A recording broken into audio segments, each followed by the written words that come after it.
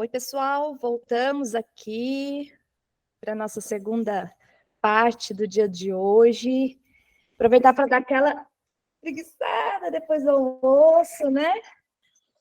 Bom, fazer minha audiodescrição. Eu me chamo Poliana, eu tenho os cabelos ruivos, mais ou menos na altura do ombro. Estou com a camiseta do projeto, compartilhando o riso. Ao meu lado esquerdo e direito tem uma porta de cada lado, uma cinza, outra de madeira. Atrás de mim tem uma mesa com alguns apetrechos de palhaço, como um sapato, as flores de nariz, e também o banner aqui do SV Bom Humor com alguns projetos. Lembrando vocês que a parte de Libras está no usuário Nariz Solidário Comunicação. Então, quem precisar, por favor, não esqueça de fixar a Viviane e a Bela aí para fazer o acompanhamento, tá bom? E agora, retomando, quem está aqui, levanta a mão aí. Quem está aqui? Aê, que bom! Vamos lá. Bom, agora chegou a hora da nossa próxima palestra. A gente vai receber aqui com muito carinho Marco Sanfelice, que já teve no nosso segundo encontro nacional, né, de lideranças, e ele falou importantes coisas sobre a relação do hospital com os grupos de palhaçaria. Então, a importância dos hospitais alimentarem essa relação, cultivarem essa relação. E, mais uma vez, ele está com a gente aqui hoje. Ele vai trazer um pouquinho das possibilidades de ações artísticas no contexto de saúde. Então, gostaria de receber aqui o Marco Sanfelice. Obrigada, mais uma vez, Marco, por estar com a gente. Oi, Poliana, tudo Olá, bom? Boa tudo tarde, bem? pessoal. Só me confirma se vocês estão me vendo, me ouvindo bem. Super bem. Beleza. Então, vamos lá, né? Fazer minha audiodescrição também. Eu sou Marco, eu tenho 40 anos, tenho a pele branca, os cabelos escuros, olhos verdes, estou com uma camisa azul xadrez e estou numa sala emprestada aqui do meu primo, porque eu vim para um aniversário, mas me ausentei da festa justamente para esse evento. E, antes de mais nada, a gente queria agradecer muito vocês. Acho que todo mundo que está aqui, todo mundo que se dedica de alguma forma a tentar mudar o mundo e deixar esse mundo um pouquinho melhor, são pessoas ímpares, né? São pessoas especiais. Eu acho que isso que motiva vocês é o que me motiva a estar aqui também, né? Então, muito obrigado, né? Muito obrigado pela audiência de vocês, por estarem aqui, por acreditarem que a gente consegue mudar o mundo, cada um fazendo um pouquinho, cada um colocando sua gotinha no oceano, mas é muito importante isso, né? Esses dias eu escutei uma frase e eu achei bem pertinente. Uma pessoa falou assim, poxa, eu tenho 150 mil pacientes no meu hospital todo ano, e uma pessoa, só uma pessoa, eu consigo ajudar, ou duas pessoas, eu consigo ajudar num dia inteiro de voluntariado, né? Eu vou para lá e eu fico o dia inteiro, às vezes eu consigo lá fazer um acolhimento, fazer uma contação de história com qualidade com uma ou duas pessoas. Só que essa uma ou duas pessoas, elas foram impactadas. Para elas fez toda a diferença, né? Então, vamos lembrar isso sempre. Eu acho que a gente faz isso justamente para que esses 150 mil não são números, são pessoas, são vidas, né? Então, que essas pessoas consigam receber um pouco do apoio, do acolhimento, do carinho que a gente tem, né? Acho que isso é um trabalho, uma missão que a gente tem, é muito bonito, gente. Então, vamos lá? Eu vou tentar ser bastante breve, eu quero tentar trazer vocês para dialogar também, então, por favor, não fiquem tímidos, se precisarem fazer uma paradinha aí para tirar uma dúvida, fiquem à vontade. Eu tenho até que horário, Poliana? Como é que está a minha agenda aí? Cerca de uma hora e pouco, tá bom? Joia, vamos lá então. Eu vou compartilhar uma tela, daí, se der alguma coisa errada, vocês avisam. Tá. Vocês estão vendo a apresentação? Só me falem que eu não estou vendo vocês agora, tá? Sim. Opa, beleza, joia. Então, vamos lá, gente. a gente quer conversar hoje, né, tem esse espaço aí para conversar sobre possibilidades de interações artísticas dentro do contexto da saúde, e a gente vai falar um pouco também de como transformar isso em sustentabilidade, em um projeto que consiga sobreviver e galgar uma sustentabilidade financeira, porque, afinal de contas, exige uma dedicação muito grande, principalmente de quem está liderando, principalmente de quem está encabeçando os projetos, ou daqueles atores, né, e aí entendam atores como stakeholders, ou pessoas que estão envolvidas, mas que precisam se dedicar muitas horas, né, uma dedicação muito intensa, né. Então, é essa a ideia, é isso que a gente vai falar hoje. Antes de mais nada, me apresentar, eu tenho mestrado em gestão de projeto em Barcelona, eu sou designer pela Tecnológica do Paraná, Universidade Tecnológica do Paraná, já tenho 13 anos atuando em projetos gráficos, editoriais, culturais e de saúde, então, praticamente minha vida toda profissional eu fiquei com isso. E hoje eu trabalho, né, com relações governamentais e institucionais dentro do Hospital Universitário Cajuru, em Curitiba, é um hospital grande, e já passei por outros hospitais também, acabo atuando em várias frentes, né. Na apresentação, depois eu posso compartilhar com vocês, tem meu LinkedIn, enfim, vocês fiquem à vontade para me adicionar lá, e a gente, caso tenha que estender o papo aí, eu tomar um papo mais específico, eu prometo que respondo, talvez não com tanta velocidade, mas eu prometo que respondo. Beleza? Então, eu trouxe essa imagem aqui para a gente lembrar uma coisa, né? Quando a gente fala em assistência em saúde, a gente está falando sempre de um ambiente que está relacionando esperança e dor, né? São ambientes complexos, são ambientes onde sensações físicas e emoções fortes partilham o mesmo território, partilham o mesmo espaço, as mesmas cabeças, os mesmos corpos, né? Então, tudo é muito delicado, né? Qualquer movimento que a gente faça aqui é tudo muito delicado, né? E é tudo muito complexo, né? Não só no que tange à própria saúde, mas no que tange ao psicológico, né? Principalmente a saúde mental do paciente e da família. Quando um paciente está hospitalizado, ou mesmo quando ele está em casa, mas está enfrentando um momento complicado com uma questão de saúde, é uma família inteira que está adoecida, né, direto ou indiretamente. A doença física de um membro da família, ele acaba afetando uma casa inteira. Se ele é o filho, se ele é uma criança, os pais ficam arrasados. Se ele é o pai ou a mãe, né, a família inteira vai sofrer, porque às vezes vai faltar não só um membro da família, mas vai faltar dinheiro, vai faltar comida, vai faltar remédio, vão faltar outras coisas. Então, a gente tem que lembrar sempre que há que existir sempre uma rede de acolhimento, uma rede de apoio, né? O ser humano é um bichinho coletivo, ele não se cria sozinho. A gente não tem história de um bicho-homem que se criou no mato sozinho, não existe, né? O homem, ele sempre se associa, né? Ele vive em coletividade. Então, é muito importante a gente lembrar isso, né, nesse contexto. E eu trago essa imagem justamente para a gente pensar a dificuldade, quantas barreiras tem entre esse paciente que está numa UTI, uma traque, né, para quem não sabe, ele está tendo uma ventilação assistida na garganta, né, um paciente que provavelmente está muito debilitado, talvez até no coma induzido, e um profissional de saúde que está à frente desse paciente com 1 milhão de escudos antimicrobianos, né, então ele está com roupa especial, ele está com luva, ele está com máscara, ele está com óculos. E aqui temos 2 pessoas, temos 2 seres humanos, né.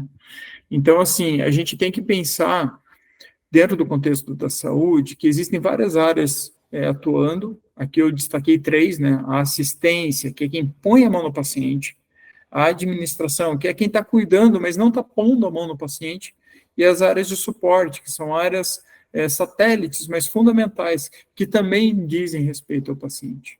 Todas essas áreas, elas estão trabalhando em prol do paciente, às vezes com um nível de distanciamento maior ou menor. E isso é muito importante todo mundo entender, porque é isso que a gente vive dentro dos hospitais. O paciente é transversal a qualquer pessoa que está dentro do hospital, profissional, de saúde, voluntário, palhaço, né, as palhaçarias. Então, todo mundo que está lá dentro, o paciente é transversal. Todo mundo que está lá dentro está trabalhando para o paciente, né? O paciente é o foco.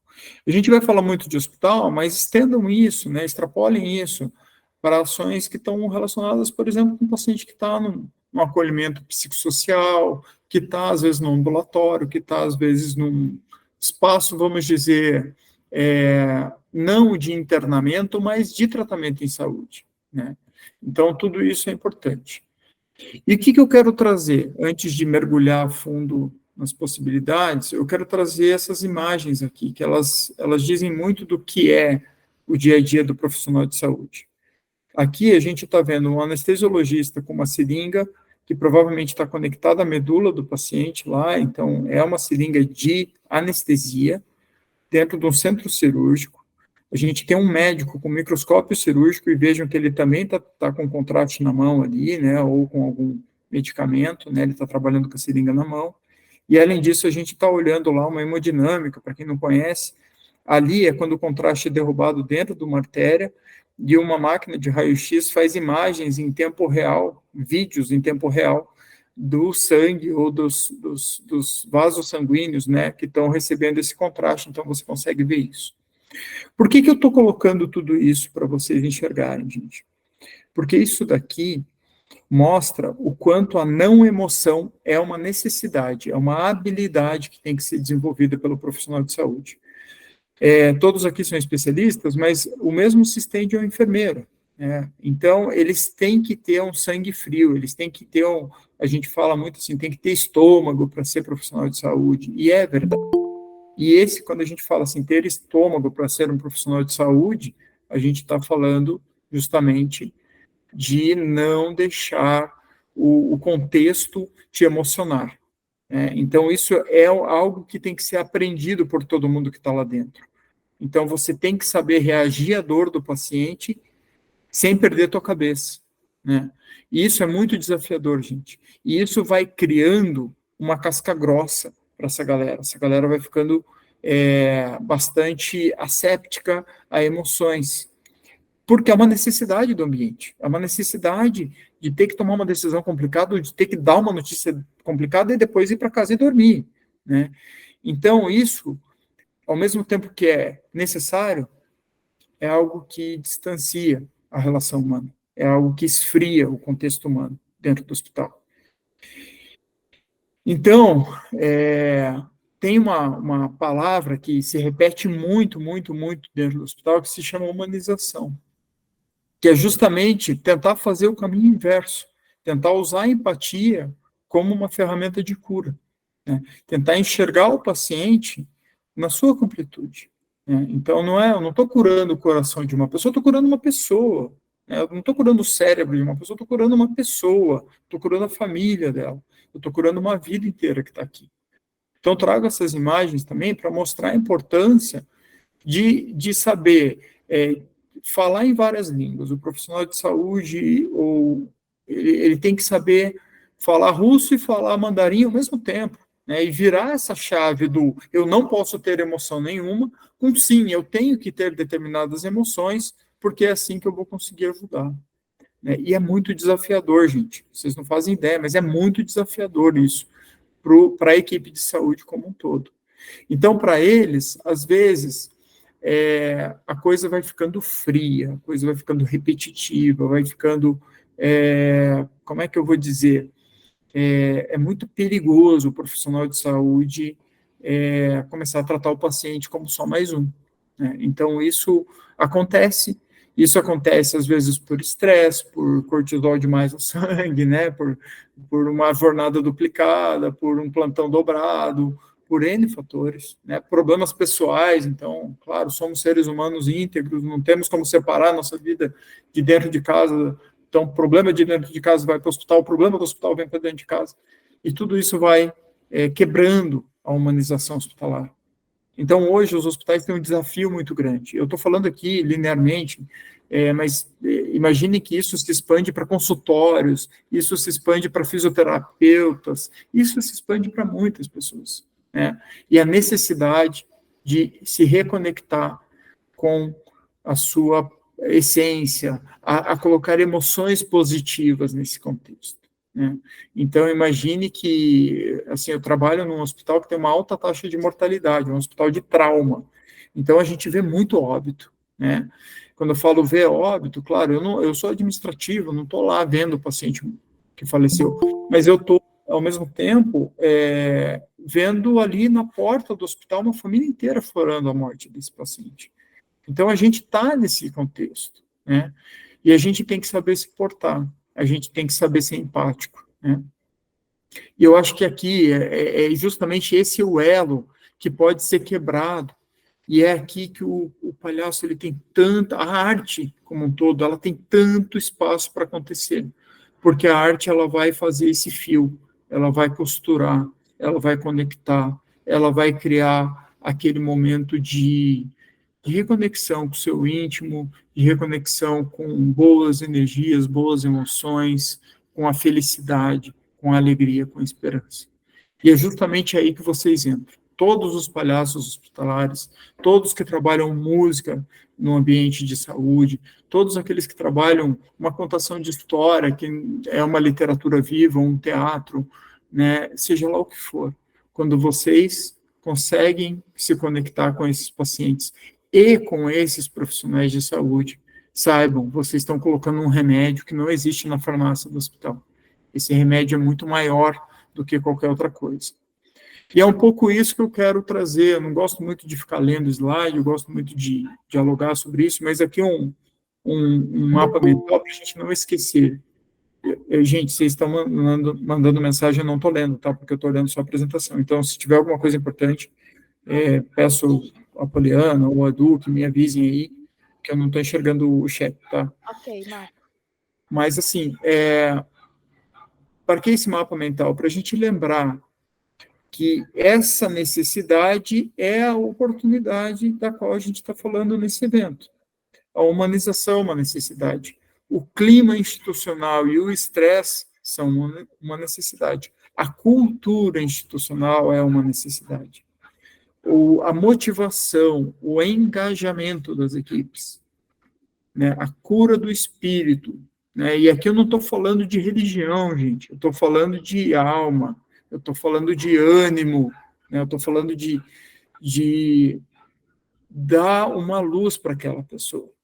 Quando você fica, eu já passei por várias internações, eu tenho uma filha especial, uma filha que é PCD, e volta e meia ela me arrasta para dentro de hospital, e eu acabo ficando alguns dias com ela. Eu já passei alguns dias em espaços onde você não tem uma janela, né? Então, às vezes você está num contexto onde você não vê o céu, você não sabe se é 3 da manhã ou se é 3 da tarde. Então, você começa a ficar cansado, como paciente ou como acompanhante. Você começa a ficar assim, desmotivado, sem brilho, sem ânimo, né?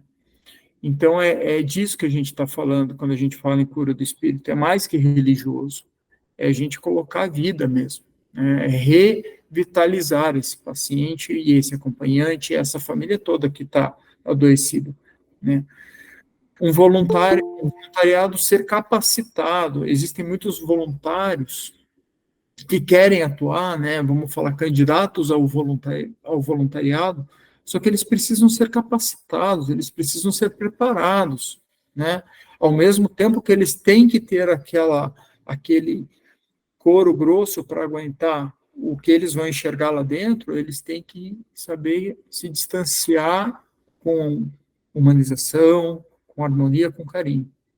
E a terapia do riso, gente, não há nada mais gostoso que isso, né? Então, eu vivo, né, em hospitais já faz bastante tempo e acompanho voluntariado, palhaçaria, terapia com animais há bastante tempo. E um dia minha esposa estava internada com a nossa menina e ela estava, claro, no hospital pediátrico, né? Nossa menina tem 7 anos, naquela época ela devia ter uns 5 ou 6, eu não lembro. E ela falou assim, nossa, amor, rolou um negócio tão legal hoje à noite. Eu falei, o que que rolou? Ela falou, eu estava lá e de repente eu escutei uma música no corredor, um barulho.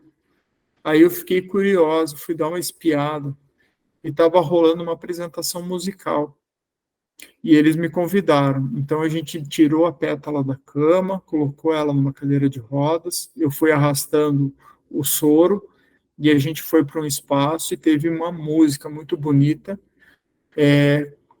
e uma dançarina que era deficiente auditivo, uma surda, dançou a música. A minha esposa me contou isso aos prantos, né? E super feliz de ter vivido isso, super feliz de ter vivido isso.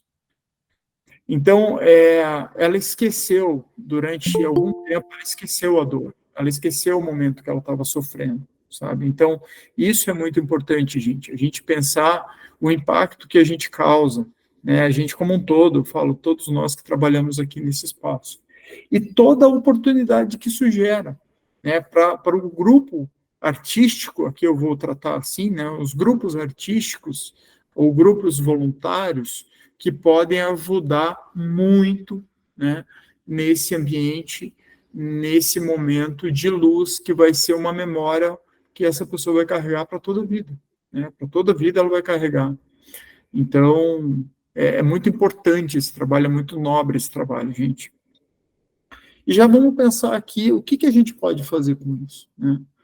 E eu coloquei aqui uma pirâmide para a gente pensar assim, a gente pode começar com projetos pontuais, né, onde a gente vai pilotar, a gente vai experimentar, né, e vai aprender. Então, esses projetos, eles podem acontecer tanto num contexto hospitalar, tanto num contexto talvez ambulatorial, né, e eles vão dar confiança para esse grupo de avançar, podendo estender esses projetos de uma forma um pouco mais continuada, então repetitiva, até que se tornem programas permanentes, onde a gente tem uma integração absoluta ali com a equipe de saúde. Via de regra, gente, os hospitais, os ambientes de saúde, eles são simpáticos, né? Há uma abordagem artística, há uma abordagem que ajude, de alguma forma, o paciente a estar feliz, estar motivado, estar otimista com a terapia. Como que vocês podem chegar, como que vocês podem se aproximar, né, desses espaços, né? Sempre o ideal é procurar pessoas ligadas ao voluntariado, caso ele exista. Caso ele não exista, procurar um negócio que a maioria dos grandes hospitais ou dos hospitais mais organizados tem, que chama grupo de humanização, grupo de trabalho de humanização, o GTH, né, que é um colegiado, né, de funcionários que está preocupado em como humanizar a relação profissional-paciente, né? E não só profissional-paciente, mas como levar esse acolhimento, acima de tudo. Além disso, eu conheço alguém da direção, ou eu quero sentar com alguém da direção, a minha unidade de saúde é muito pequena, né? Vamos procurar alguém da enfermagem, não vamos procurar um médico, porque o médico ele está em outra esfera, muitas vezes, de preocupações. O cérebro dele está preparado para outros tipos de desafio. Só que se esse médico for empático, de parar de ouvir, de ter tempo, pode ser ele. Se for um enfermeiro, pode ser ele. Se for um gerente de enfermagem, pode ser ele. Se for alguém do GTH, né? Então, a gente tem que achar essas pessoas que entendam as oportunidades, né? E que não tenham medo de arriscar. E a gente tem que começar pequeno, né? Começar com um projeto. Olha, eu quero fazer uma apresentação pontual, eu quero fazer uma música, eu quero fazer um mimetismo, é só mímica, né? E assim vocês vão se aproximando, vão ganhando esse aprendizado. Se já existirem grupos de voluntariado, é muito legal, por quê? Porque eles vão trazer para vocês um pouco mais da experiência que eles têm, às vezes algum tipo de preparação antes de entrar no hospital, né? O palhaço, nem sempre ele pode entrar em qualquer porta, né? Ele tem que ter uma sondagem, né? Será que esse paciente tem medo do palhaço? Será que esse paciente gosta da brincadeira, né? Ele vem com uma roupa de super-herói. será que esse menino ou essa menina tem medo do Batman?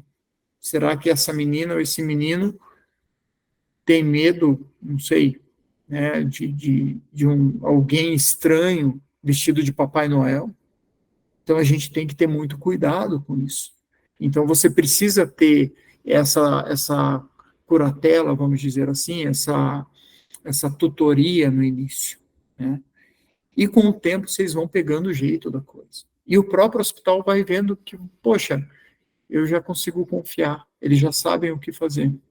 E não só isso, tá, gente? Tem regrinhas básicas ali de higienização, de segurança micro da microbiota ali, né? Segurança invisível ali que a gente precisa zelar, né? Para não transmitir nem ser vetor para os pacientes e nem contrair nada. Vamos lembrar aqui que o paciente também pode estar cometido de algo infeccioso, né? Então a gente tem que saber essas regrinhas, tem que estar bem preparado aí para poder entrar nesses ambientes.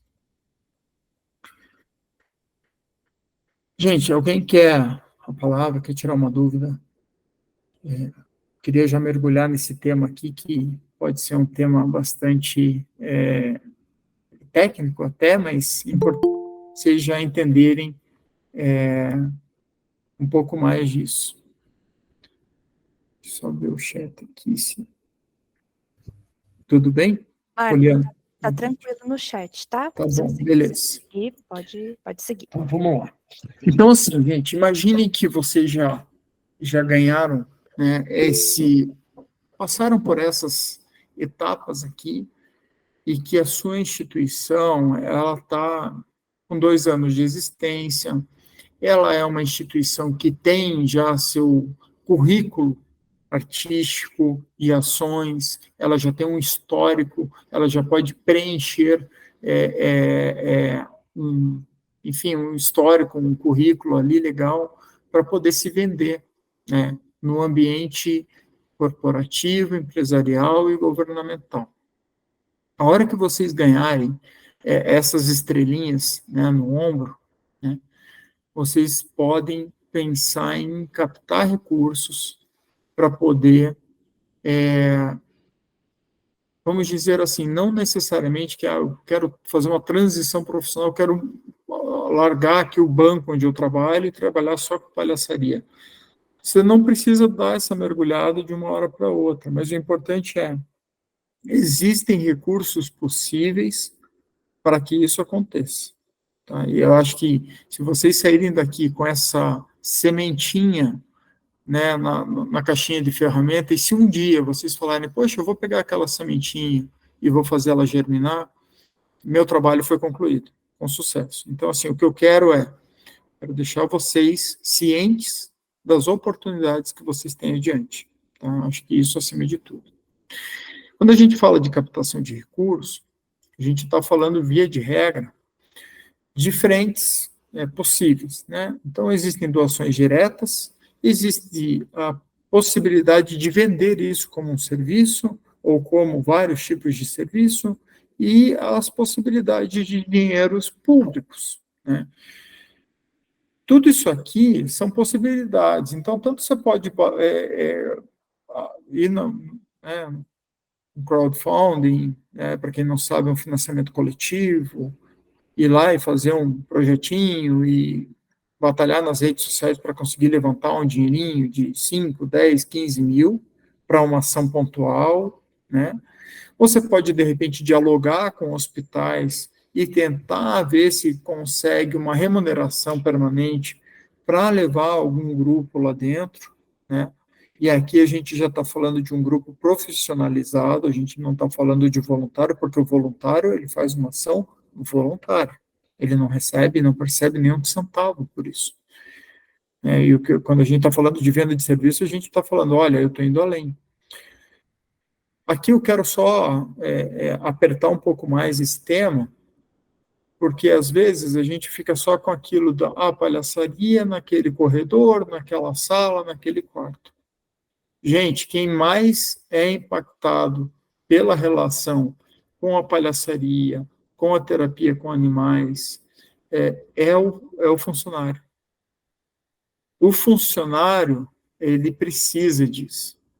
Então, aqui, vejam a oportunidade, eu quero só voltar nesse slide aqui, a oportunidade de um grupo estabelecido e maduro de palhaçaria pode trabalhar com questões como, olha, vamos fazer uma dinâmica de grupo, de motivação e engajamento, usando a equipe de palhaçaria hospitalar que já frequenta o hospital. Né? Então, assim, isso é muito legal, porque o hospital, todos os colaboradores ali, a gente pode tratar temas como infecção hospitalar, pode tratar temas como segurança do paciente, pode tratar temas como a própria humanização, de uma forma extremamente artística, né? Uma forma descontraída, feliz, né? E isso pode ser pago com uma verba, de repente, de prestação de serviços, de consultoria, né, de treinamento, né? E os hospitais têm essa cultura, né, de formação continuada, é a palavra que se usa. Então, não é porque eu saí da faculdade que eu não tenho mais que estudar enfermagem. Eu tenho que estar sempre me atualizando, eu tenho que estar sempre meditando sobre o meu dia a dia. E a isso, às vezes, o hospital consegue separar um recurso. Né? Então, e o último tema aqui, que é o que eu vou me debruçar mais hoje, são os recursos públicos. Né? Pensando os dois primeiros ali, menos burocráticos, mais simples. Né? Agora a gente vai falar dos recursos públicos, que são grandes montas de dinheiro, são dinheiros que podem te bancar por um ano inteiro, 2 anos inteiros. Né? O que diz a regra? A lei fala que um convênio pode durar até 48 meses. Então, até 4 anos, né? Dependendo do projeto que você colocar. E esses recursos públicos, eles estão aí, né? Eles, vamos falar, estão postos, né? É o dinheiro de imposto, ou um dinheiro renunciado pelo governo, pelo poder público, uma isenção tributária para quem patrocina projetos desse métier. Tem as emendas parlamentares, né? Tem a própria venda de serviço para o poder público, como forma de licitação ou dispensa de licitação. Quer dizer, você tem um setor aqui interessado em ter essa interação e que pode pagar por isso também. Eu vou falar bastante aqui de lei de incentivo à cultura, tá? Porque essa aqui, ela dá bastante autonomia para os grupos. O que são as leis de incentivo à cultura? Eu deixei aqui leis no plural, porque existem federais, municipais, estaduais, né? Cada estado e cada município pode ter vários desdobramentos das leis federais, pode ter suas próprias leis em cima dos seus próprios impostos, né? Mas assim, tem gente do Brasil todo aqui, vamos falar do que é federal, né? E aqui um sumáriozinho do que a gente vai abordar, tá, gente? Por que usar as leis, né? Então, por que elas são interessantes para o contexto, tá? E aqui eu vou pensar no ecossistema como um todo, não vou falar por que é interessante só para o grupo de palhaçaria. O grupo de palhaçaria, claro, tem interesse óbvio, né? Eu quero pagar minhas contas, eu quero anabolizar meu projeto, eu quero que ele cresça, eu quero que ele fique maior, eu quero impactar mais pessoas, eu quero ajudar mais pessoas, né? E aqui está nítido o interesse. Né? Pode ter um interesse financeiro, óbvio, falar, eu quero trabalhar com isso, eu amo de paixão fazer o que eu faço, e se eu conseguir sobreviver disso, eu largo tudo para fazer só isso. Né? Então, poxa, esse é um bom motivo, né? Uma boa gasolina aí para o tanque de combustível, e uma gasolina necessária. Né? Agora, no ambiente que a gente está olhando, para um empresário, o que acontece? O empresário pode doar dentro do contexto da lei de incentivo à cultura, ele pode doar uma parte do imposto que ele iria pagar para o governo e receber de volta, né, além do benefício tributário, ele recebe de volta marketing, visibilidade, impacto social. Hoje a palavra da moda é ESG. Há 2 anos atrás era ODS. Né? O termo sustentabilidade já mudou de sentido várias vezes, mas continua existindo. Seja lá o que for, as empresas também estão preocupadas em mostrar para os seus stakeholders, para os seus funcionários, né, que elas são empresas que também promovem investimento social, que elas também promovem acolhimento hospitalar, né, e isso para distanciar ou, de alguma forma, mitigar os danos que elas fazem no âmbito do próprio capitalismo, né, de exploração, de mão de obra, seja lá o que for, né. Então, assim, as empresas, elas têm muito essa preocupação hoje de mostrar que elas não são só uma empresa que está preocupada em dar lucro, ela é mais que isso. Ela é uma empresa que dá lucro e ajuda socialmente de alguma forma, ou ajuda ambientalmente de alguma forma, ou socioambientalmente de alguma forma. Então, nesse contexto, é muito bom para o governo, porque ele consegue transferir à sociedade uma responsabilidade que ele não vai dar conta de fazer. É muito bom para o empresário, que de alguma forma escolhe, né, e tem aqui uma cidadania corporativa, né, de eu estou decidindo onde vai ser gasto pelo menos uma fração do meu imposto, do imposto que eu produzi, do dinheiro que eu produzi, e para o grupo de palhaçaria, ou de artístico, né, que está conseguindo levar a cabo e fazer a coisa realmente fermentar e crescer aí, cada vez mais. Então, é bom para todo mundo. E, no fim das contas, o melhor impactado é o paciente, é a pessoa que está na ponta lá recebendo o benefício disso tudo. É bom demais, tá? Então, isso é importante. Esse quadro está um pouquinho desatualizado, já peço desculpas porque teve pequenas alterações, mas, assim, grosso modo, existem várias leis de renúncia fiscal, e quando a gente fala de incentivo à cultura, a gente tem a famosa Lei Rouanet, né, que ela existe já desde 91, lá, Fernando Henrique Cardoso, e ela pode, né, ela permite a destinação de até 4% do imposto da pessoa jurídica ou até 6% do imposto da pessoa física, né? Então, é essa aqui que eu vou falar mais, mas imaginem que quando a gente fala de Estado, a gente está falando de ICMS, que no futuro vai mudar, né? E os estados têm, né, suas linhas, suas leis de incentivo à cultura estaduais relacionadas ao ICMS, geralmente. E os municípios também, eles também têm, relacionados ao ISS, por exemplo. Tá?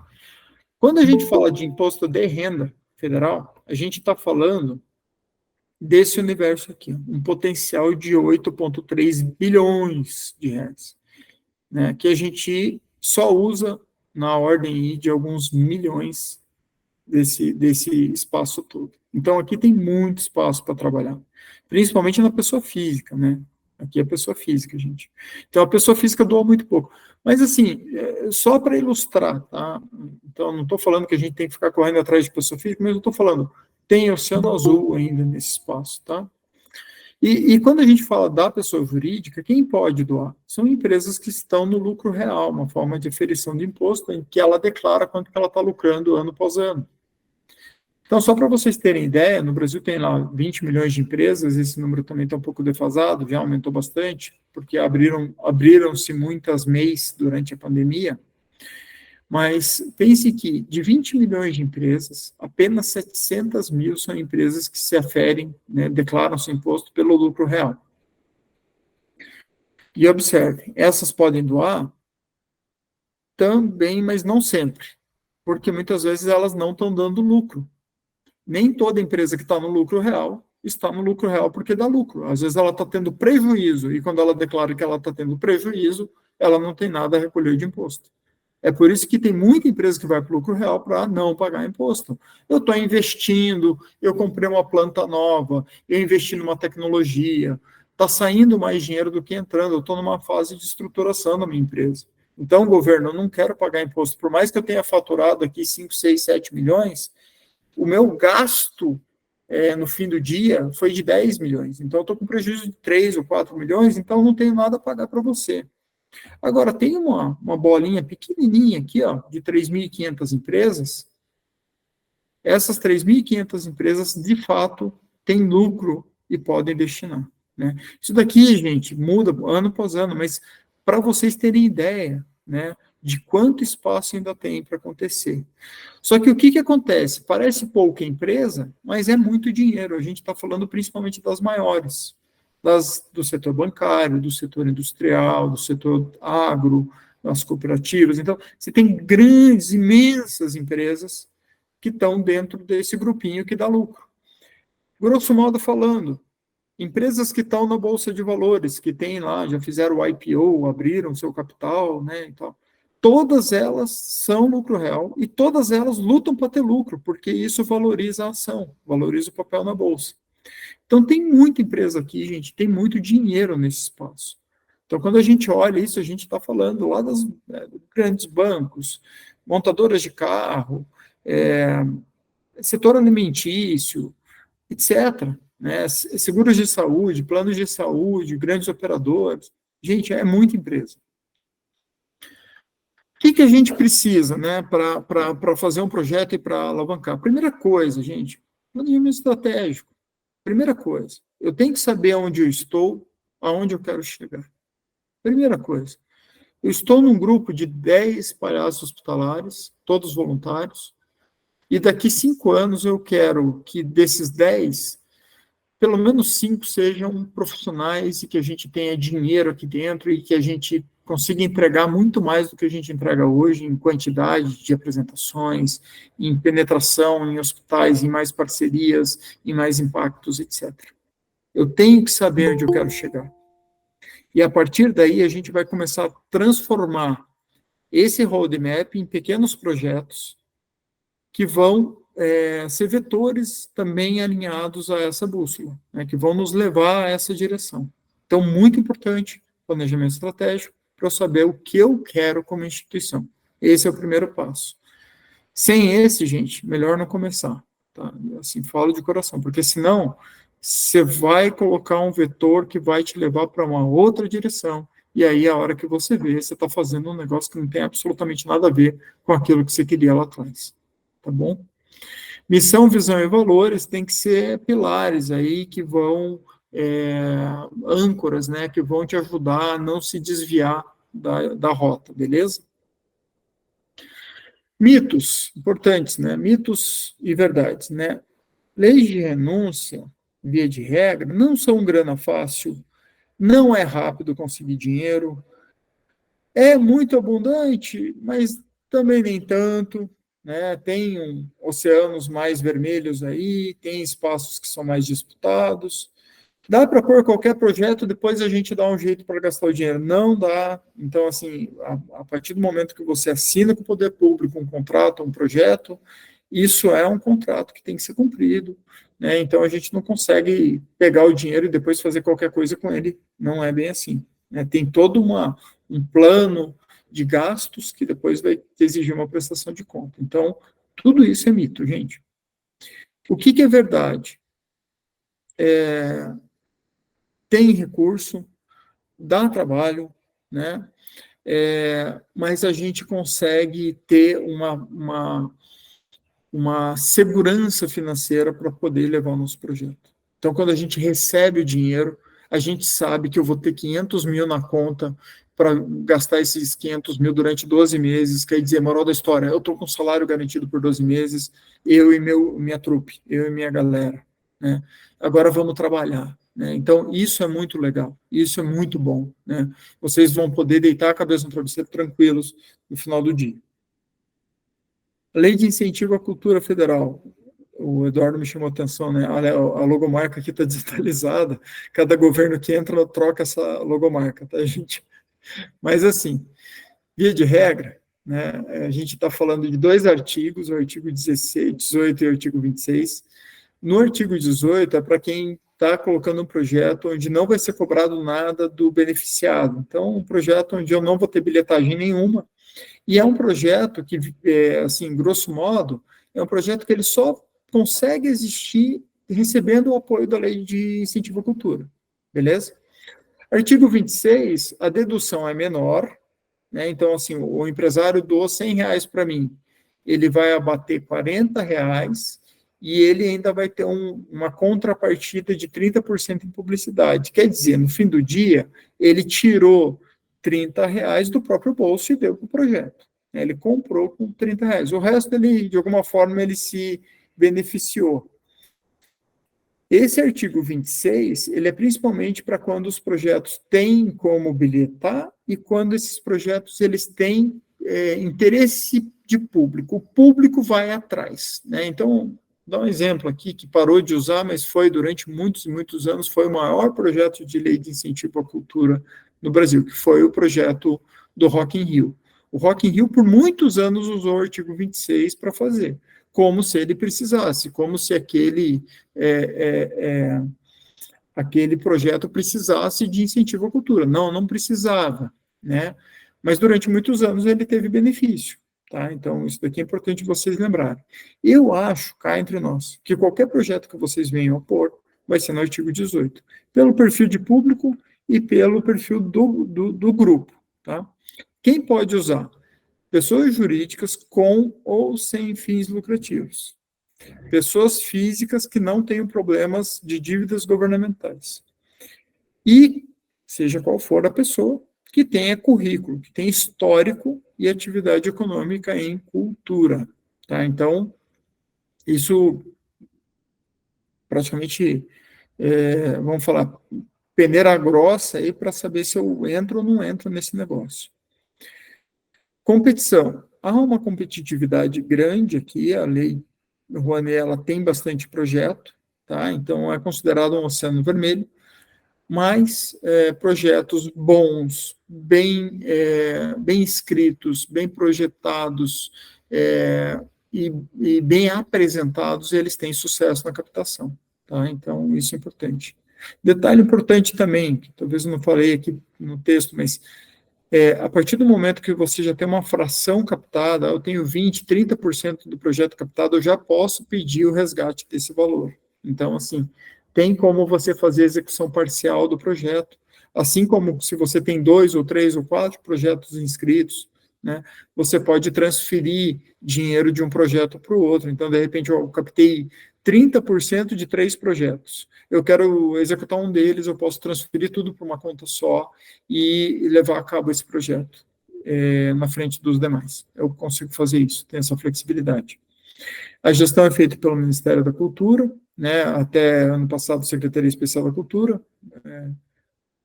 atualmente, Ministério da Cultura, e tem o CNIC. O CNIC é o Conselho Nacional de Cultura, tá?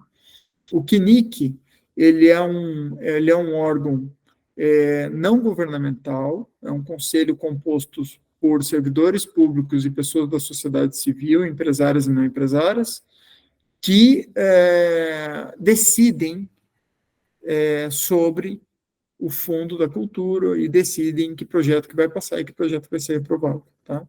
Depois a gente fala mais disso.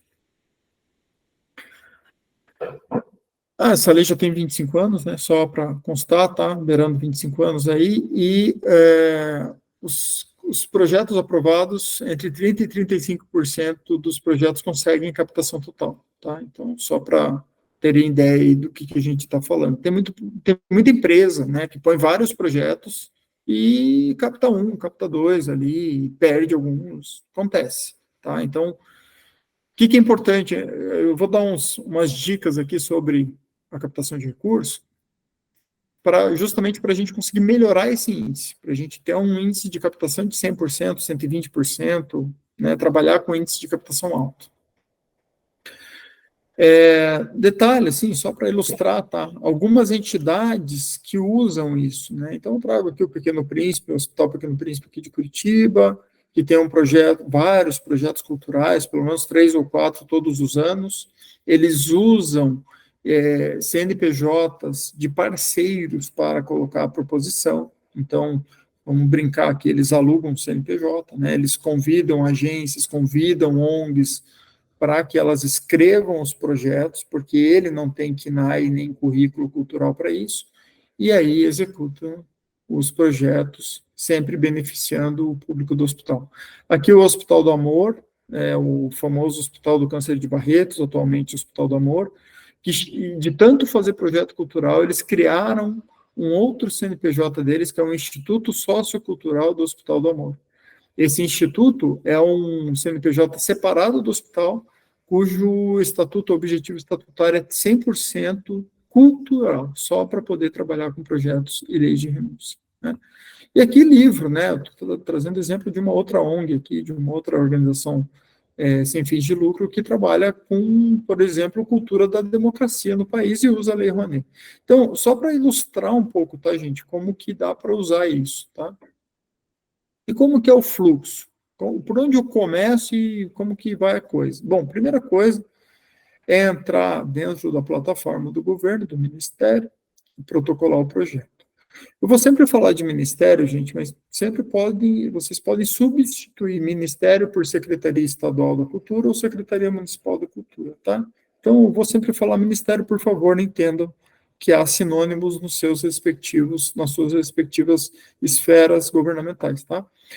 Proposição, então, eu tenho que protocolar o projeto e os documentos da minha instituição para me habilitar a isso, entregar esses documentos.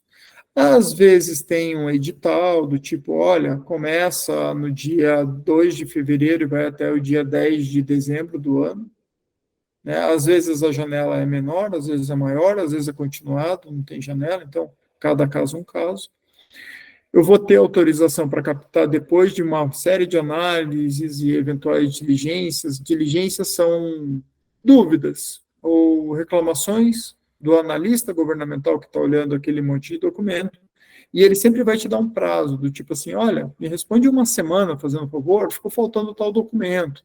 Ou, olha, esse orçamento aqui, ele está um pouco exagerado, então eu queria que você provasse a necessidade dessa despesa, etc., né? Depois disso, passa-se, né, pelo Conselho de Cultura, no caso da Federal CNIC, e o CNIC, a partir de um parecer favorável do analista, ele vai deliberar, geralmente favorável, mas tem uma assembleia, são 12 por ano, então você tem que esperar essa data, ele entra em pauta, e quando é aprovado, ele sai publicado em Diário Oficial da União, tá? Cada esfera tem algum tipo de publicação em diários oficiais, tá? E aí a gente está habilitado a captar dinheiro, beleza. Estou pronto, o que, que eu faço? Eu vou montar várias apresentações e vou buscar esse dinheiro nas empresas, né? Consegui o dinheiro, deu tudo certo. Aí eu vou pedir o repasse. Eu vou pedir ao ente que me deu, já captei aqui meus 80%, eu já quero executar com 80% mesmo, então manda o dinheiro para cá. E aí o dinheiro vai entrar numa conta corrente, onde a gente vai conseguir fazer a execução.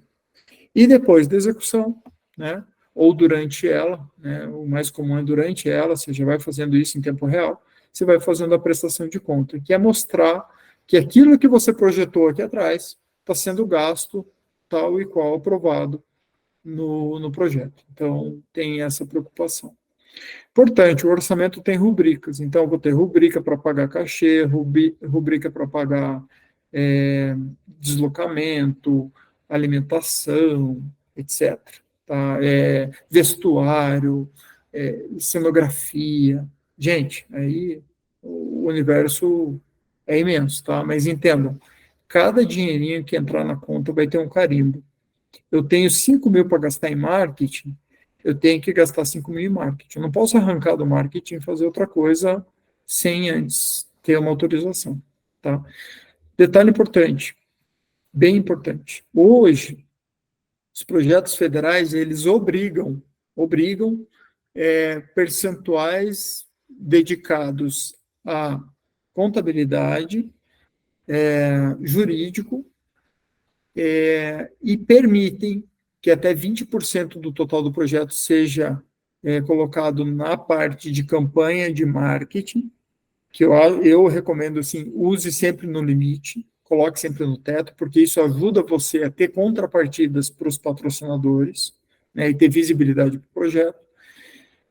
E também permite a captação de recursos, verbas para pagar o captador de recurso, que pode ser terceirizado por pessoa jurídica, ou pode ser você mesmo e você se beneficiar da captação que você realizou. Então, a tua própria ONG pode ficar e reter 10% do valor do projeto na condição de verbas de captação de recursos.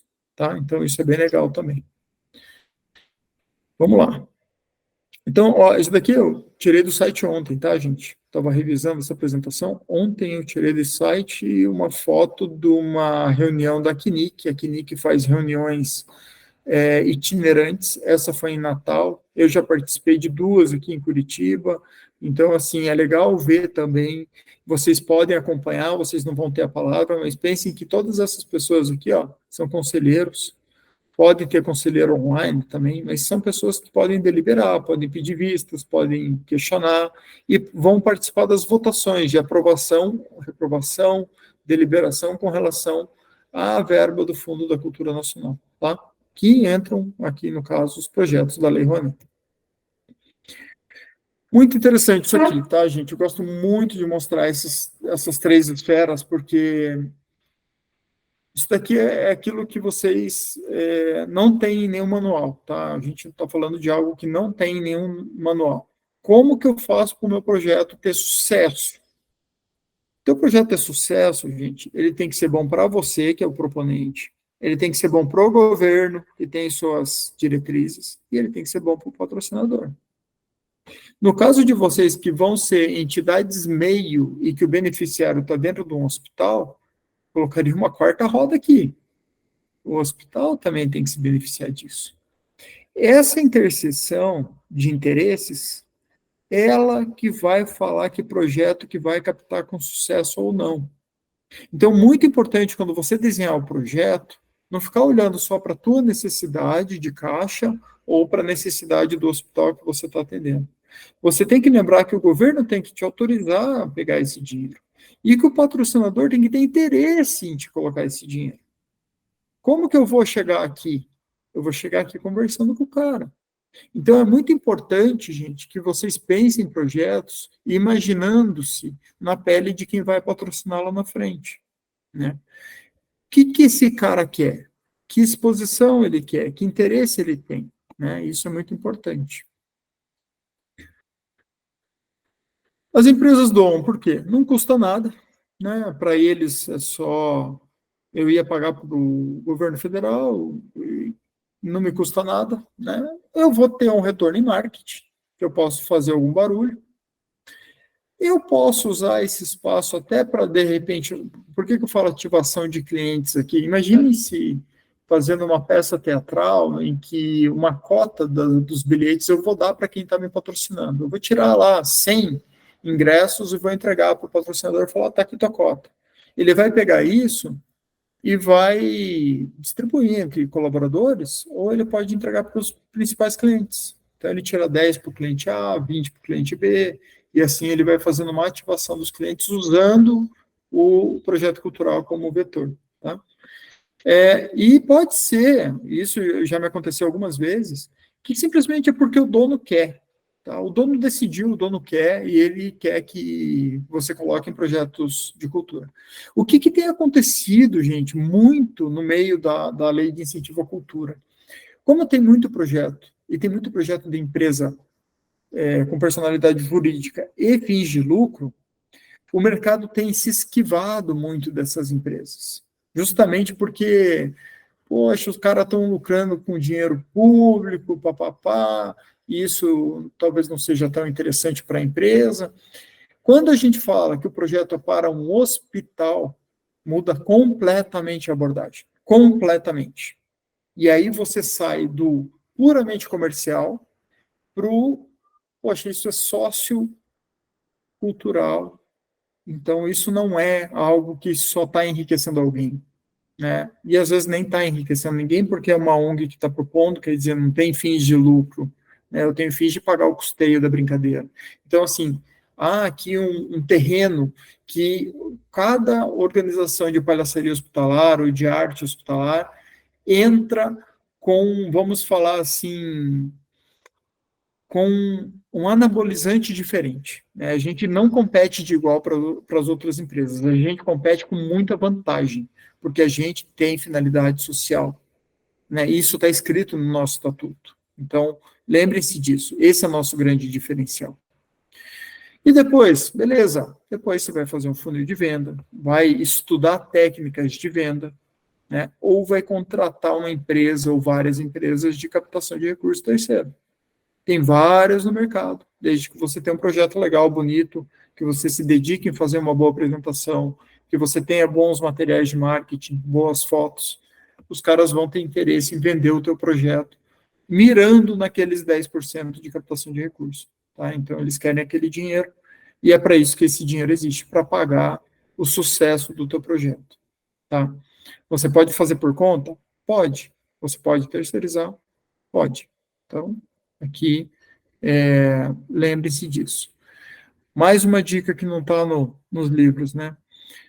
Muito importante, gente, se vocês têm um projeto, desde a proposição, desde o início, senta com o cara aqui, ó, chama o patrocinador que você tem em mente, senta com o cara e fala assim, bicho, pô, tô com uma ideia na cabeça aqui, eu faço palhaçaria já há 3 anos no hospital aqui da vizinhança, e, cara, eu quero fazer um projeto pela Lei Rouanet, só que eu sou projeto se você entrar comigo. Você patrocinaria se eu conseguir a aprovação do governo? Você patrocinaria esse projeto? Ele fala, cara, eu patrocinaria ontem esse projeto, eu estou correndo atrás do projeto para esse hospital faz horas. Pô, legal, cara, então vamos fazer assim. Me dá uma carta de interesse, faz uma carta falando, olha, eu tenho muito interesse no projeto XPTO, se ele for aprovado eu vou patrocinar pelo menos uma parte desse projeto. Você pega essa carta no papel timbrado do cara, com a assinatura dele, e quando você for inscrever isso aqui, ó, você já protocola junto a carta. Você fala, olha, Ministério, esse projeto é tão bom, tão bom, tão bom, que eu já tenho 2 empresas com interesse de patrocínio nele. Isso acelera a aprovação, porque o Ministério está super interessado em projetos que vão ter sucesso na captação. E quando aqui na frente o projeto nascer, ele for aprovado, tiver publicado em diário oficial, você simplesmente vai bater na porta daquele cara e falar, cara, lembra daquela louca noite de amor que a gente teve? Então, tá aqui o filho, eu preciso que você alimente ele. Nasceu o bebezinho. O projeto está escrito no diário oficial. Podemos fazer o projeto. Preciso do teu dinheiro agora. Não tem como o cara recusar, né? O cara vai colocar, nem que ele coloque uma fração do dinheiro, mas você sair de 10, 20, 30, 50% é muito bom, gente. Vocês não fazem ideia como isso ajuda a captar dinheiro. Quanto mais você tem, mais fácil fica de captar. Quando o projeto está com 0 na conta, é um sofrimento, mas a partir do momento que você tem 30, 40, 50%, uma empresa endossa a confiança da outra, tá? E aí a prestação de contas, tá? A prestação de contas a gente vai ter 3 atores aqui. A gente, o proponente, convenente, né, no termo técnico, né, a instituição. Vai ter um cara que é do Ministério, que geralmente é o fiscal do convênio, pode ser da Secretaria, o fiscal do convênio, que é uma pessoa, tá, geralmente, ou uma colegiada. Né? E vai ter o Tribunal de Contas, que depois que todo mundo fizer tudo isso aqui, o Tribunal de Contas vai dar uma olhada, ver se a gente não cometeu nenhum deslize. Então, isso lembrando, né? Tem prazos, a gente vai precisar fazer conciliação bancária, tem regras, né? E essas regras têm que ser cumpridas, tá? Com, assim, ipsis literis, né? Tem que bater nos centavos. Então, tem que ter uma gestão financeira muito bem feita. Recomendo pagar e colocar no projeto dinheiro para pagar um bom contador e pagar uma pessoa administrativa financeira para acompanhar você e não deixar você derrapar na curva, tá? Recomendo fortemente. Eu faço projetos há muito tempo e, assim, eu tenho meus pitbulls que me mordem quando eu quero fazer alguma coisa errada. Então, é muito importante, gente, porque no calor do dia a dia, às vezes a gente fica tentado a fazer alguma coisa que pode inferir alguma regra e tem que ter uma pessoa ajudando a gente a não errar, tá? Então, isso é bem fundamental. E um pouco da mensuração do impacto. Já estamos acabando aqui, mas só para vocês verem. Depois que foi feito, mostrar para o patrocinador, mostrar para a sociedade, né, tudo que você fez, prestar conta, fazer eventos, publicar, fazer release, né, etc. Né, fazer vídeo do evento, entregar para os caras, fazer um troféu, seja lá o que for, gente. E agradecer, beleza? Por fim, não menos importante, aí eu quero abrir um pouquinho para a gente falar, tirar dúvidas e tal. Aqui, ó, o site da Lei de Incentivo à Cultura, a Lei Paulo Gustavo, também é uma possibilidade de captação de recursos do Poder Público Federal, que repassa aos municípios e estados. o site do Ministério da Cultura, lembrando que volta e meia tem algum edital interessante lá, as secretarias de cultura de todo o país, então eu não vou me perder tempo aqui, porque são 27 unidades federativas e 5 mil municípios, mas saibam, procurem, investiguem, conversem, procure o vereador da tua cidade, pô, tem alguma coisa aí, vereador, para me ajudar? Ele fala, pô, cara, tem um negócio aqui, meu, pode ser interessante, né? Procura o deputado, porque existem também a possibilidade de emendas parlamentares para as organizações sem fins de lucro. Essas emendas parlamentares têm várias finalidades, e uma delas é cultura, uma delas é produção teatral, produção artística, produção, etc. Então, tem essa possibilidade do próprio poder legislativo te entregar o recurso diretamente, assim como o poder executivo pode também, de alguma forma, compactuar com vocês. Vou depois mandar para vocês aqui um link, é antiguinha, 2014, mas muito bem feita essa cartilha, explica muito bem, muitas coisas mudaram de lá para cá, mas a cartilha, vamos falar assim, linha geral, ela entrega bastante informação interessante para quem quer se aprofundar de uma forma bastante didática, tá, gente? É isso que eu tinha para falar e estou à disposição. E aí, gente, dá aquela respirada agora, né? Bastante coisa ou não? Falando de... Já abro, Leia, mas só complementando aqui, agradecendo bastante também todo esse conteúdo que o Marco fez e trouxe para nós. A gente também tem algumas outras leis que a gente pode, inclusive, quase que ir aprendendo para ir ampliando também esse nosso escopo, e a Poli também vai trazer um pouco sobre isso, que são as leis emergenciais, como o Gustavo, né, que ele trouxe aqui agora também os links, né, que são as leis municipais, as estaduais, que fazem com que a gente vá aprendendo a lidar um pouco com esse âmbito burocrático. São recursos, às vezes, bem menores e mais rápidos também, às vezes que não requer uma captação, depende do edital, que são ali 10, 20, 30 mil reais, e que a gente consegue já aprender como é que é esse fluxo. Então, como que a gente foi aprendendo? Quando nós entendemos que existia esse universo, todo edital que saía, seja ele tanto de captação, quanto de repasse direto, ou de premiação, a gente fazia. Foi criando um grande funil. E aí eu posso trazer uma experiência minha, que os editais de premiação, por exemplo, que não são em dinheiro, são selos, eles também ajudam a gente a captar recursos, foram os editais que eu comecei a escrever para aprender. Não, né, se eu perder, eu só perdi tempo, né, não é uma questão de recurso financeiro e tal. E a gente começou a ganhar esses prêmios de premiação não em dinheiro, de selo, e a gente começou a entender que a gente estava indo bem, e falar, agora a gente vai começar a fazer algo mais arrojado, já entendia a lógica, e aí as coisas começaram a se complementar, já tinham os prêmios, então os prêmios ajudaram a gente também a captar esses recursos e aprovar esses projetos. Então a gente tem alguns que são bem conhecidos aqui a nível país, que é os melhores ONGs, né, lá que ele se concentra ali em São Paulo, mas é nacional. Tem o Prêmio VOL também, que ele também premia iniciativas dentro da área de voluntariado, de organizações sociais e outros, o Selo do Ar. Então, são editais que possibilitam com que a gente estude e aprenda, né, porque não vai expor a nossa organização, não é nada ligado a auditoria, são auditores de premiação que vai dizer, olha, essa prática tá legal. Tem uns, inclusive, que eles dão, assim, pra gente, até devolutiva, sabe? Melhor aqui, melhor ali. E aí, no outro ano, você resolve todo aquele problema e coloca lá.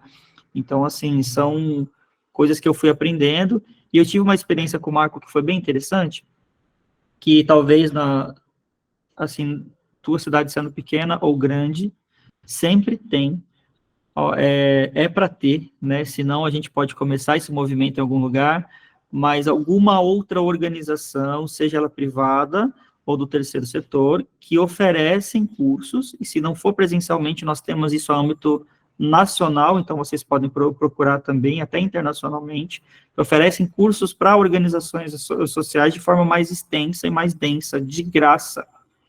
E foi num desses cursos que a gente conheceu o Marco, foi de uma aceleração aqui que estava tendo aqui em Curitiba. A gente fez essa aproximação, ele estressou, a gente falou, cara, vocês têm que fazer um projeto assim, assim, assado. Eu estava fazendo uma pós-graduação, usei esse estímulo dele para construir um TCC. Do TCC, a gente criou o primeiro projeto de incentivo e de recursos que a gente tinha lá atrás, junto com o Marco. Ele era gerente de captação de um dos hospitais parceiro, e juntos nós estamos até hoje. Ele saiu desse hospital, hoje é diretor financeiro aqui da ONG, e a gente, com um conselho, com uma ferramenta que ele trouxe, com uma provocação, né? Então, o quanto que é importante, às vezes, de tudo que ele trouxe, eu sei que é bastante coisa, né? Às vezes você pega uma coisa, e eu vou falar muito sobre isso, vou bater nessa tecla. Pega o que te chamou a atenção, o que te estimulou, fala, isso aqui eu acho que talvez eu conheça. Pega isso e vai atrás disso, que tenho certeza que vai dar resultado. Não tem como você plantar batata e nascer repolho, assim por diante. Então, a uma hora vai nascer aquilo que você plantar, tá bom? Vamos ver o que temos aqui. Rodrigo Rubleno, ele trouxe aqui uma pergunta poderia falar sobre os documentos a serem lidos para participar da Lei Rouanet? Rodrigo, cara, depois dá para acessar o site, assim, na verdade, é bem simples, né, você pode se cadastrar no Salic, o Salic é a plataforma do Ministério, né, que a gente apresenta e acompanha a execução do projeto, e ali é um formulário, um passo a passo, você vai preenchendo, né, e também as diligências vão entrando tudo por ali, então vamos pensar assim, uma plataforma de gestão de projeto governamental, em que você vai dialogar com o Ministério sempre dentro do Salic, sempre dentro do Salic. Então, você não tem que trocar e-mail com ninguém, você não vai ligar para ninguém, você não vai mandar carta, nada disso, é tudo dentro do Salic. E tem bastante tutorial, assim, grande, não é difícil, é fácil, assim, só que você tem que se preocupar em ser um teórico, muitas vezes, né, e saber falar a língua dos caras, né, lembre das 3 esferas, né, pensa que quando você vai construir o projeto para mostrar para o governo, o que você vai mostrar para o governo é o que o governo quer ver, né, é o teu projeto, é o teu projeto, mas você vai colocar na língua, vamos falar assim, você vai dançar a dança que ele quer que você dance, é forró, você vai chegar lá de chapéu e vai dançar um forró, entendeu? Não adianta você chegar lá e querer dançar valsa. Tá? Então, só pensa nisso. Mas, assim, tem que ser bem detalhado, justificativa, público-alvo, acessibilidade, fundamental, né? Sempre tem que ter uma contrapartida social, sempre tem que ter acessibilidade às pessoas com deficiência, né? Então, isso é fundamental, tá? E ali você vai aprendendo, vai acertando, vai errando, vai tendo diligência, vai tendo glosa, na próxima você melhora um pouquinho, na próxima você melhora mais um pouquinho, e chega um momento que você está rodando. Existem pessoas que cobram para escrever projetos, né? Eu já fiz isso no passado, mas tem 1 milhão de pessoas aí que são experts em Lei Rouanet, que existem na praça, que podem, eu cobro 10 mil, sei lá, tem 1.000 valores aí, gente, eu já vi de 2 a 15 mil, tá? Para escrever um projeto, acompanhar a tramitação dele e garantir que ele vai ser em diário oficial. Tem gente que vive disso. E eles fazem isso para as empresas, porque empresas da área cultural podem fazer isso, tá? Então, mas tem vídeos e vídeos na internet, tem cursos que você pode fazer, tá? Pode ser bem extenso. Tem outra pergunta aqui, que é a pergunta do Edvani. Edvani, isso? Isso. O que acontece? O próprio hospital pode fazer o projeto através da captação de recursos ou precisa ser o grupo, no caso, Palhaçadinha? O que acontece? Antes, sim. Antigamente podia. E a gente fazia muito, direto pelo CNPJ do hospital. Só que a partir de 2000, governo Temer, 2018, né? É isso? Mudou a regra, e a regra foi, olha, só pode colocar projeto na Lei Rouanet quem tem CNAE, que é Cadastro Nacional de Atividade Econômica. Lembra do cartão de CNPJ? tá? Tá claro na cabeça de todo mundo, cartãozinho de CNPJ, lá tem as atividades econômicas daquele CNPJ. Se você não tiver atividade econômica dentro do projeto que você quer colocar, você não pode pôr. Então, antes, um hospital colocava projeto de dança, e eu já fiz isso. Atualmente, um grupo de palhaçaria não vai conseguir colocar nenhum projeto de dança, se ele não tiver lá dança, digamos assim, né? Então, artes cênicas, sei lá, né? Mas eu sou uma editora e quero fazer um filme. Cara, muda o teu cartão de CNPJ primeiro, entendeu? Então, assim, hoje eu acho muito pouco provável que algum hospital consiga colocar. Trago de volta o exemplo lá do Hospital de Câncer de Barretos, que fez uma entidade à parte, né, criou um novo CNPJ só para se dedicar à atividade cultural. E o que é mais comum, é o que o Pequeno Príncipe faz, a gente faz aqui no Cajuru, outros hospitais fazem, a própria Santa Casa de Curitiba e muitos outros, que é você ter os parceiros culturais, né? Eu trago um parceiro cultural, me encosto no cara, né? E uso o currículo, a experiência, né? Uso esse aparelho, essa estrutura, esse equipamento, né? Que já está feito, está pronto, e eu fico só como entidade beneficiada, né? Então, isso funciona muito bem também, tá? Mais pergunta, gente? Eu acho que... Eu vi ali que o Rodrigo também colocou uma fala bem interessante ali. Conheço uma ONG que errou e mesmo tendo sido para fazer coisas boas, falhou na prestação de contas e está devendo mais de 1 milhão. Eu conheci e já tive que resolver problemas dessa natureza algumas vezes, né? Então, por isso que eu falo, gente, é bom você gastar dinheiro com uma equipe administrativa, financeira, para controlar seus gastos. A nota fiscal que vem, eu tenho o cara da iluminação, ele vai ter que escrever no rodapé da nota, referente ao projeto PRONAC número tal, aí o título do projeto, tal, sabe? Iluminação do projeto. Tem que escrever uma nota que não está escrito, na hora da prestação de conta vai ter puxãozinho de orelha, tá? E às vezes glosa, né? E se você não souber prestar conta, você pode ter que devolver tudo com juros e correção monetária, se você fizer tudo errado. Então, imagina a consequência. Isso pode sujar o CNPJ, pode sujar CPF, pode virar um abacaxi espinhento bem complicado. Então, vamos lembrar, é dinheiro público, é imposto. Então, a gente tem que pensar na prestação de conta sempre, tá? Então, isso fica o grifo aí do Rodrigo. Obrigado, Rodrigo, bem lembrado, viu? Pessoal, mais alguma dúvida? Se alguém quiser trazer mais alguma questão, eu sei que tinha gente ali que tinha levantado a mão, senão a gente já vai aqui para as considerações finais, aqui com o Marco, que de forma maravilhosa trouxe aí esse caldo grosso para a gente, né? Então, realmente, e eu sou bastante grato, né? Inclusive, por ter tido a oportunidade de ter ele com a gente aqui. Ele, inclusive, puxa muito a minha orelha, né? Daí são as cachoeiras aí que a gente tem nos processos também. Mas também devo muito a ele lá no início, atrás, que como ele falou, né?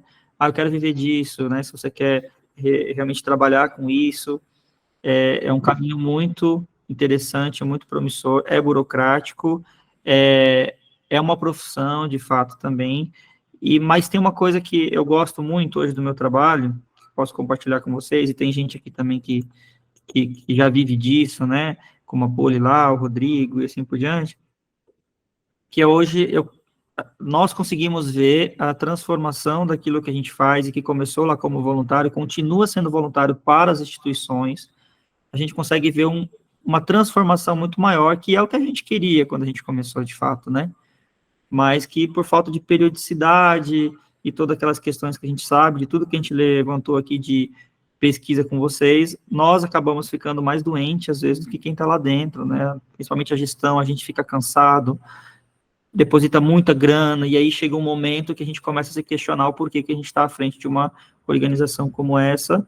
Lógico que são caminhos, há toda uma trajetória, mas eu estou aqui como um desses exemplos para dizer para vocês que é possível também continuar sem querer toda essa burocracia, ficar como um coletivo informal, e tudo bem também, mas é importante que a gente conheça ferramentas que facilite o nosso trabalho e que melhore também aquele resultado que a gente tanto espera lá na frente, e que seja, nem que seja por um profissionalismo maior na nossa escuta, ou a forma com que a gente constrói a nossa metodologia de trabalho voluntário, que atua com arte dentro desse contexto de saúde. Marco, obrigado, não sei se você quer fazer mais alguma consideração final, mas muito obrigado. Valeu, gente. Obrigado, Edu. Obrigado a oportunidade. Obrigado à audiência, gente. E estou à disposição. Deixei ali minha LinkedIn. Beijão. Jogar as palmas aí. Muito obrigado, Marco. Taca-lhe pau nesse carrinho.